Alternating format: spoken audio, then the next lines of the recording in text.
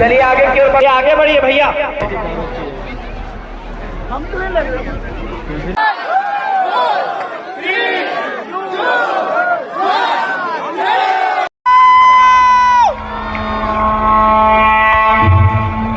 సర్వ మానవాళికి రక్షకుడు, మనకు కొండంత అండగా నిలిచేవాడు, మనసులో తలచిన వెంటనే గుండెల నిండా ధైర్యాన్ని నింపగలిగే మహాయోధుడు, అభయహస్తంతో ఎల్లవేళలా మనల్ని కాపాడే ఆ పవనపుత్రుడిని ఇప్పుడు మనసారా స్తుతించుకుంటూ శ్రీ పంచముఖ ఆంజనేయ స్వామిగా అవతారమెత్తిన కథని దృశ్య రూపంలో తిలకిద్దాం రండి. ప్రసన్నాంజనేయం ప్రభాదిత్యకాయం ప్రకీర్తిప్రదాయం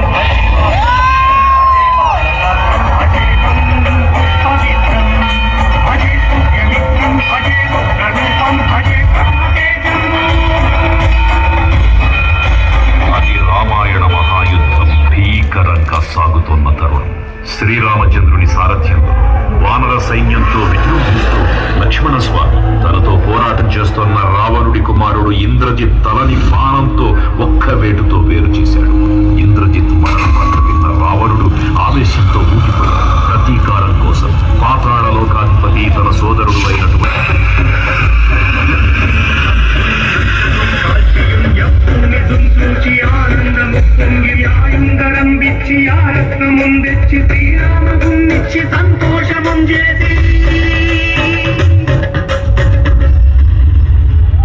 తన ప్రభువులను కాపాడుకోవడానికి